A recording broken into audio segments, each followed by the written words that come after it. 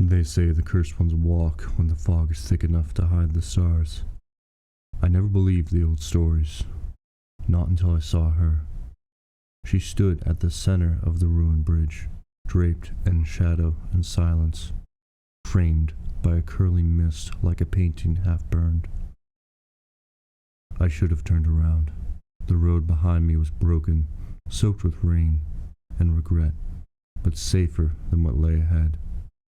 Something about her drew me forward, not fear, not even curiosity, recognition, the kind that aches in your bones before your mind catches up. Her hair moved with the wind that I couldn't feel.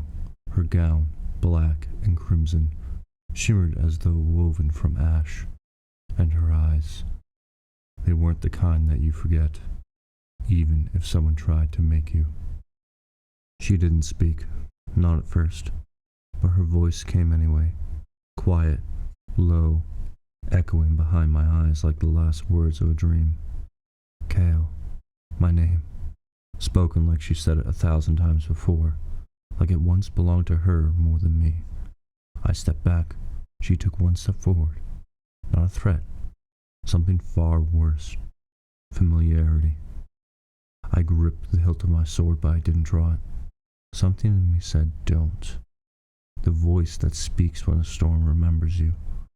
Who are you? I asked, though part of me already knew. Her lips barely moved this time. You knew me, she said, before the fire, before the oath, before you forgot. And then she said it, her name, barely a breath. Leora. It hit me like a name whispered at the edge of sleep, like a prayer no one teaches you but your soul still remembers. Her hand lifted, slow and fluid, like a memory rising from still water. She touched my fingers, and the world cracked. Pain tore through my palm. Glowing lines surged up my arm like molten veins. A mark, a sigil, burned deep beneath the skin, pulsing like it had waited for her to return. My knees buckled, but I didn't fall. I remembered. Not everything, not yet, but enough.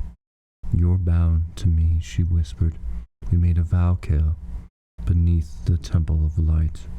When the moon bled, when they came for us, and like thunder returning after lightning, it struck me. I had loved her.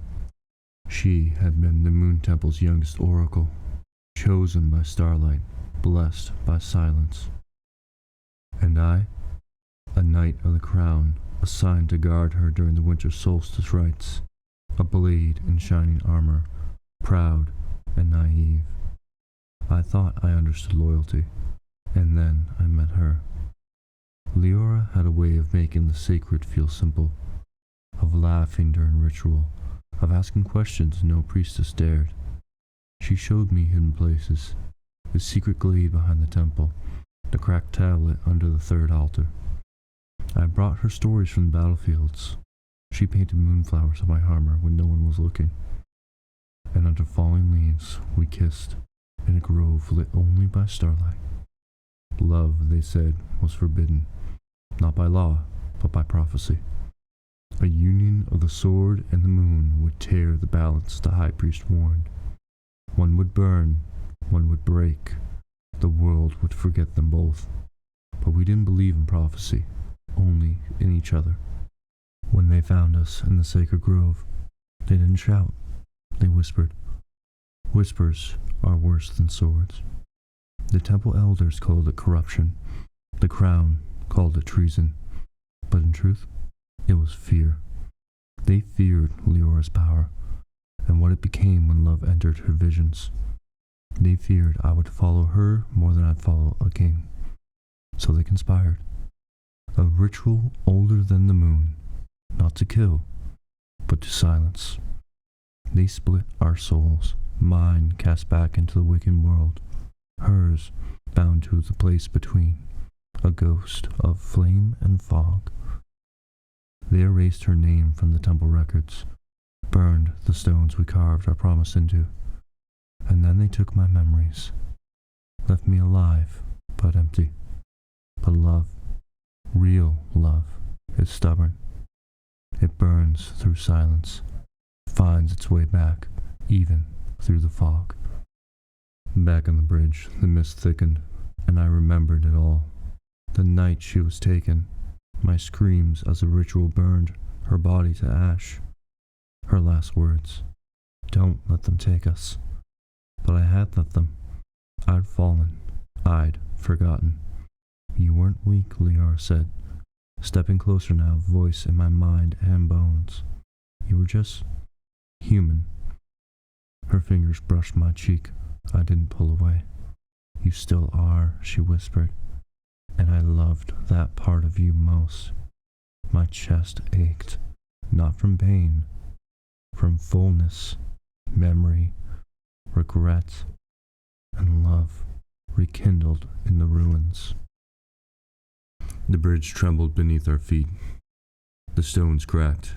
Mist turned to light. "The vow," she said. "It was never finished. You must speak it." "Will it bring you back?" I asked. Her silence said no. "Then why?" "Because promises are power, and some things are worth remembering." I reached for her hand. This time it was warm, and I spoke the words. "Let my soul be the blade, my blood be the bond, and my heart your fire." Light surged around us. The bridge bloomed with silver ruins, and her body began to glow. Not burn, not fade, but transform. "You remembered," she said, voice soft and full. That was all I needed. I tried to hold her, but her form shimmered, breaking into golden ash. She smiled. No sorrow, no fear, just peace. And then she was gone. Not lost, freed. The mist receded, the ravine opened before me, and the sun, for the first time in years, pierced the fog. I stood alone, but not empty. She was in me, in every breath, every heartbeat, every ember of memory.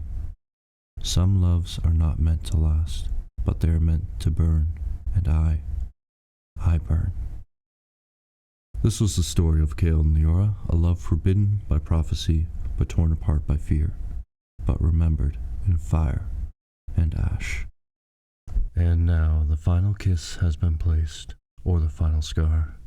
If this story touched something inside you, let it linger and leave your echo below. Subscribe to Ender's Emporium for more stories where love burns, binds, or breaks. Until next time, may your dreams be strange and full of stars.